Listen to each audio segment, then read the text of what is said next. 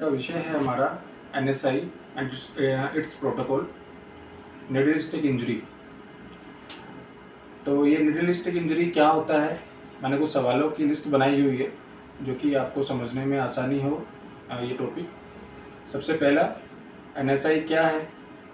NSI जो है ये निडलिस्टिक इंजरी है, और अगर इसकी डेफिनेशन के बारे में बात करें proper, NSI is a percutaneous piercing wound typically set by a needle but possible also by other sharp instruments or object. अगर साधारण भाषा में समझाऊं तो निडलिस्टिक इंजरी वो है जो किसी सुई की नोक से जो बेख्याली या ध्यान ना रखते हुए गलती से लग गई हो या किसी शार्प ब्लेड से कट हो गया हो, तो उसको NSI में बोलते हैं, NSI निडलिस्टिक इंजरी।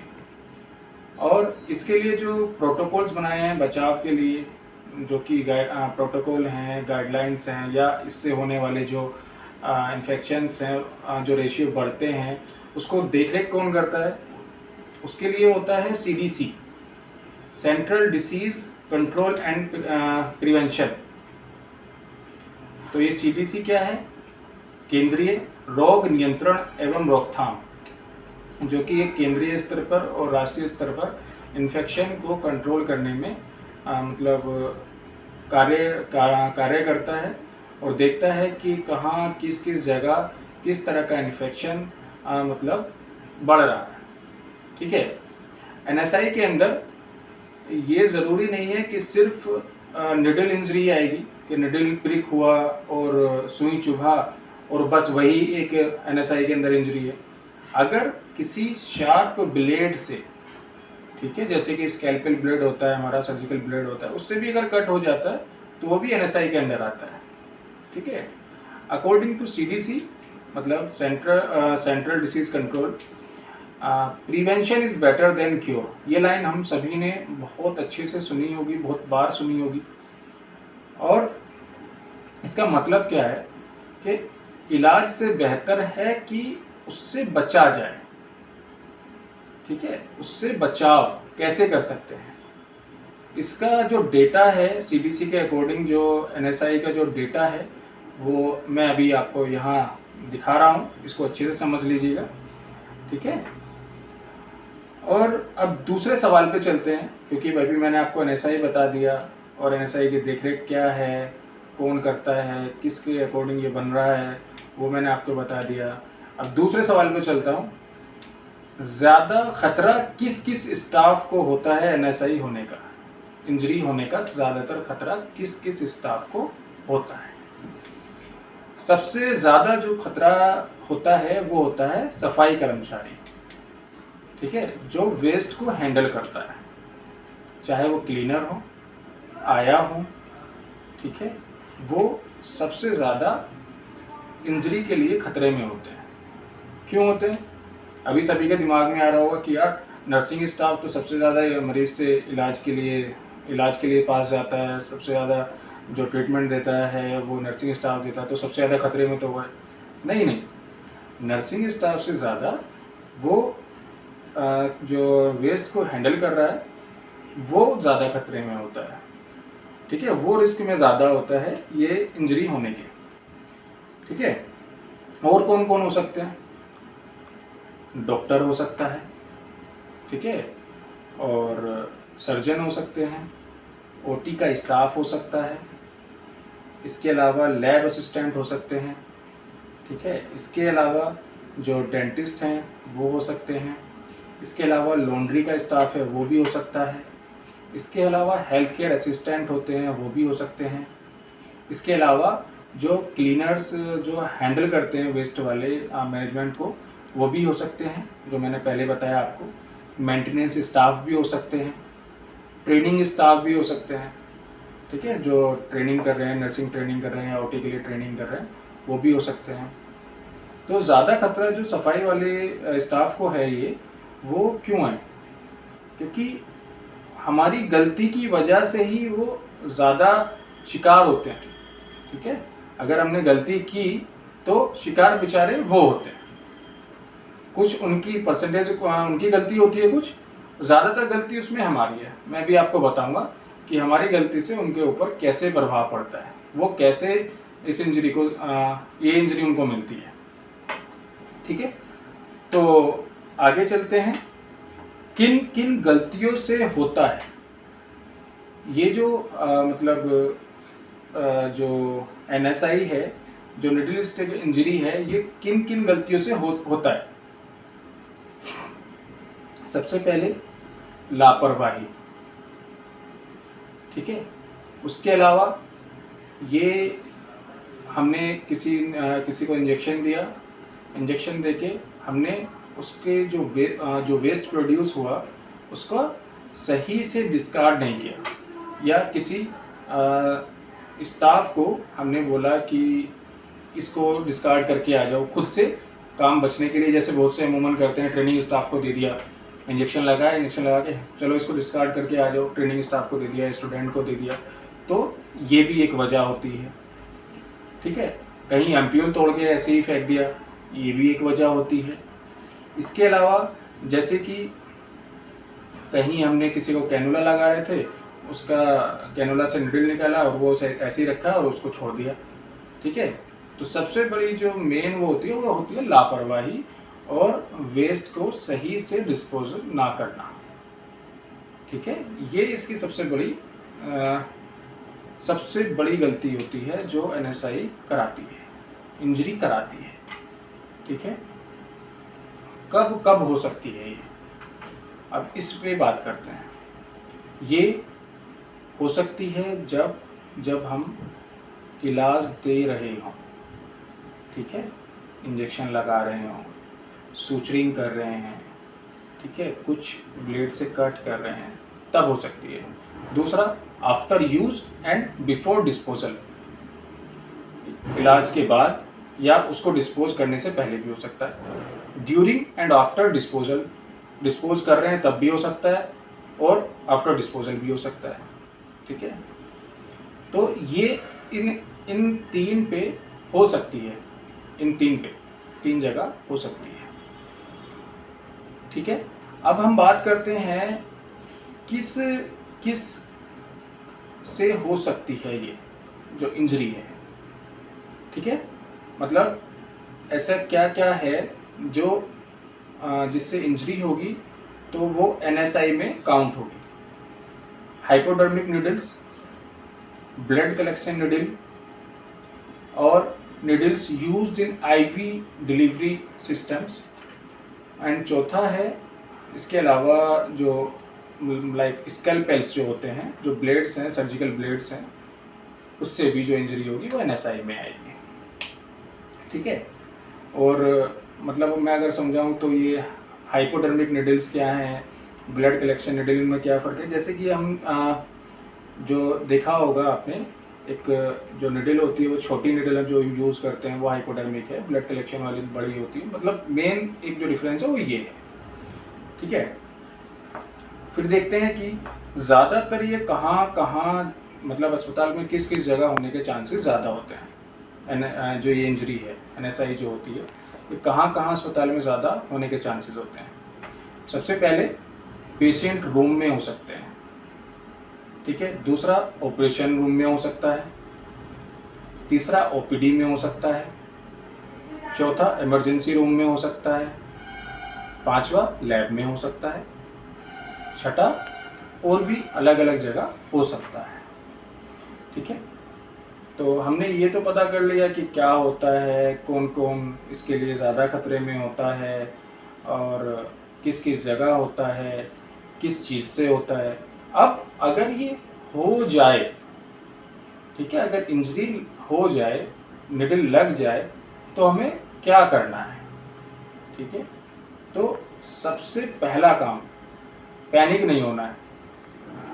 ठीक है, ये नहीं कि चिल्लाना, शोर मचाना, ये सब कर देना है।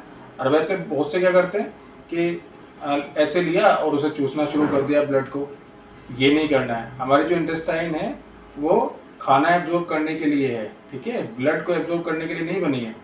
तो हम इससे और अपना इन्फेक्शन, जो भी इन्फेक्शन होगा उसको अपनी बॉडी में एंटर कर रहे हैं।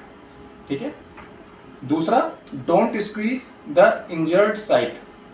मतलब उसको स्क्वीज़ नहीं करना है, जो इंजरी जो साइट है जहाँ प्रिक हुआ है, ठीक है। क्योंकि अमूमन क्या होता है, बचपन से हमने ये देखा है, या हमारे जो साथ वाले हैं आसपास है, वो क्या करते हैं, कुछ लग गया, कुछ चुभ गया उनको, तो एकदम से चूसने लगे, उसका ब्लड चूस लिया, या सांप को किसी ने काट लिया तो उसका मतलब चूस के उसका जहर निकालना, ये सब गलत है, ये प्रैक्टिकल नहीं है, ठीक है।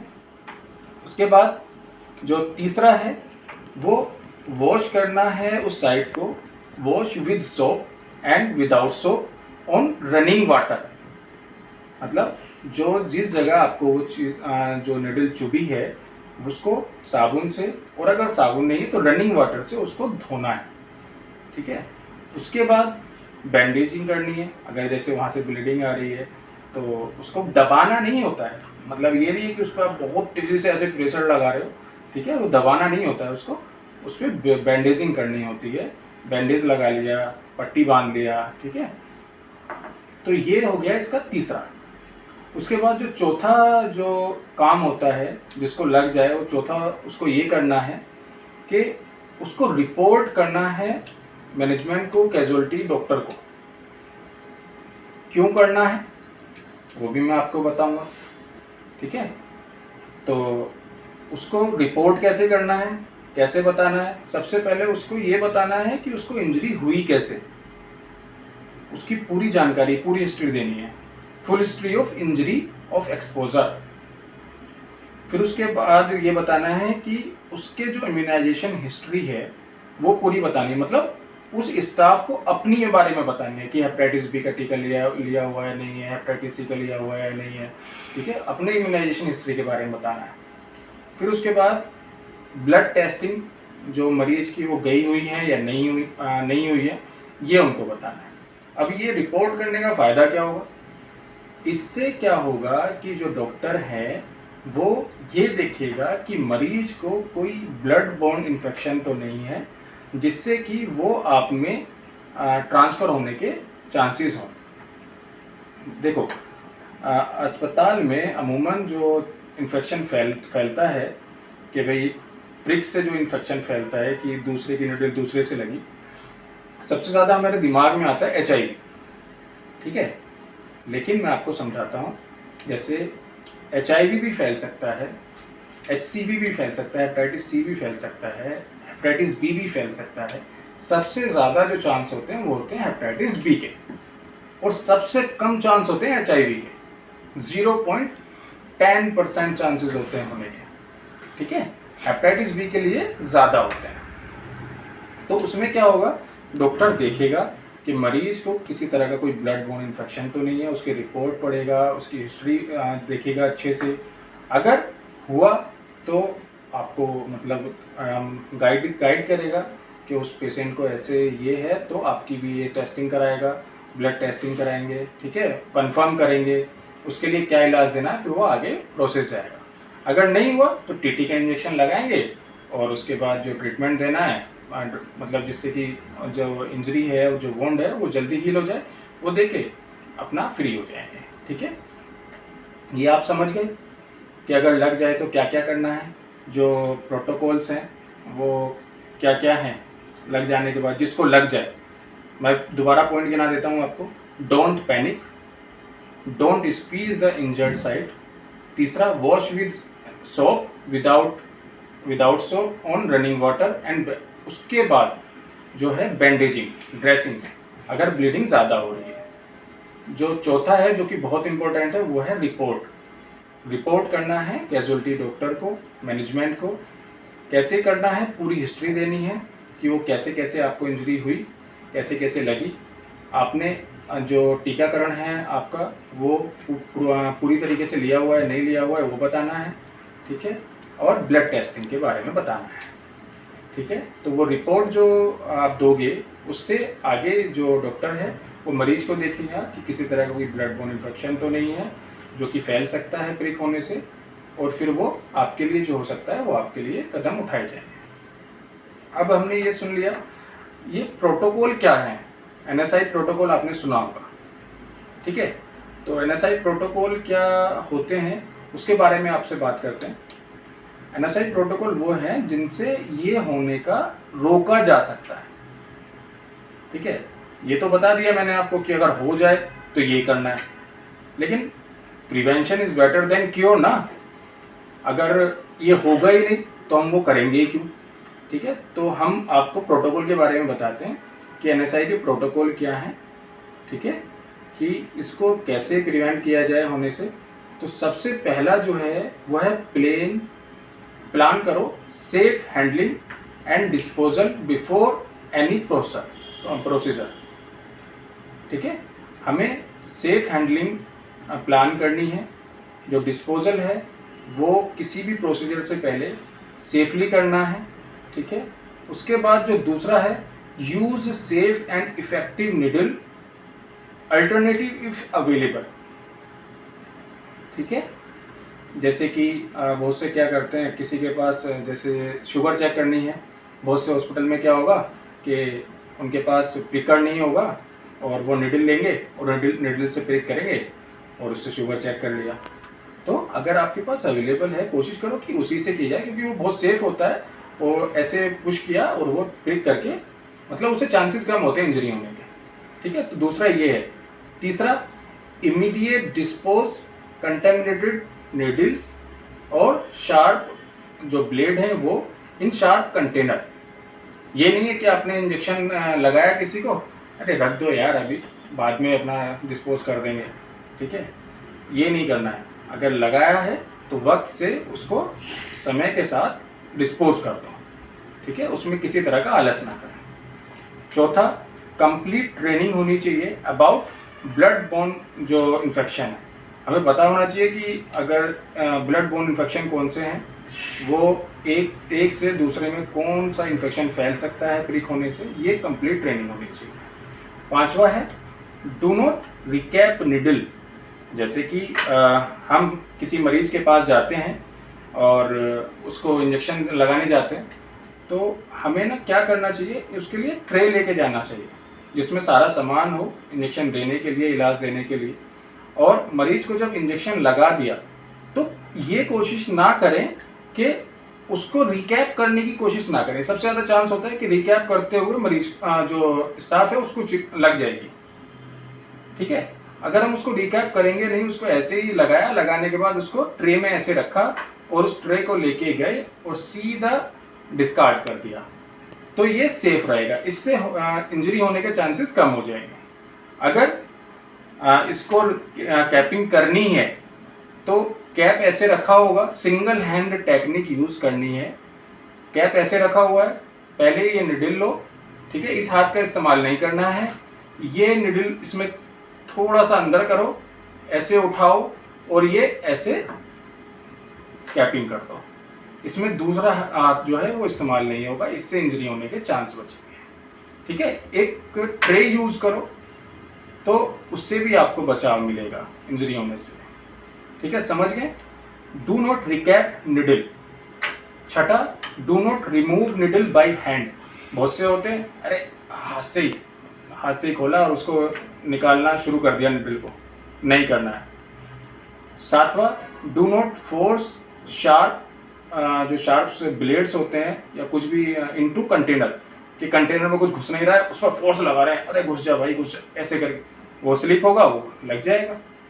आठवां, do not put fingers inside container. जो शार्प कंटेनर होता है, ठीक है, जिसमें डिस्पोज करते हैं, डिस्कार्ड करते हैं, उसमें फिंगर नहीं मतलब ऐसे बहुत से होते हैं, चेक करते हैं अरे यार कितना फिल हो गया है, या कुछ जैसे कि कुछ बीच में अटक गया है तो उसको फिंगर से ऐसे नीचे करने की कोशिश कर रहा है। ये नहीं करना है, उससे भी इंजरी हो सकती है। जो नौवा है, do not break and bend needle by hand. बहुत से क्या होते हैं, ये इंजेक्शन लगाने के बाद उसको ऐसे हाथ से तोड़ रहे हैं, या ऐसे उसको हाथ से ऐसे मोड़ के तब उसको रख रहे हैं। नहीं करना है, रॉन्ग प्रैक्टिस है।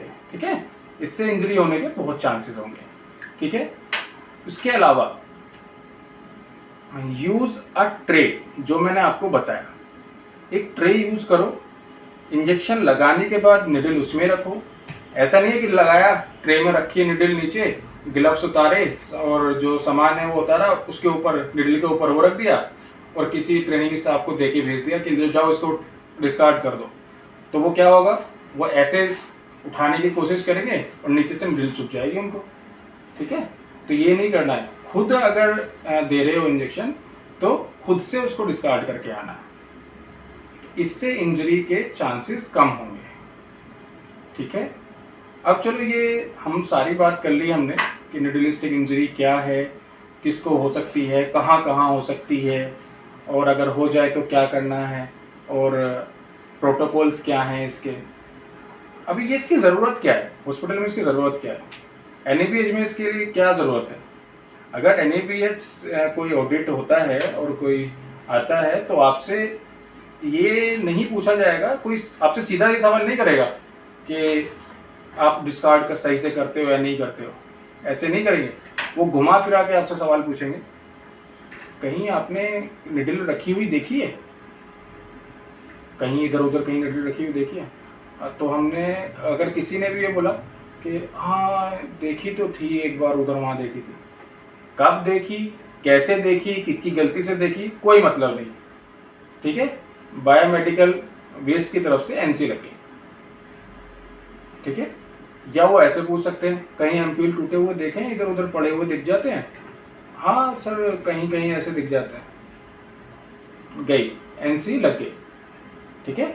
वेस्ट हैंडलिंग की तरफ से लग गई, मैनेजमेंट की तरफ से NC लग गई आपको। या वो आपसे पूछेंगे कभी सुई चुभी है आपको, हाँ सर इतने टाइम पहले ऐसे चुभी, तो भी NC लग गई।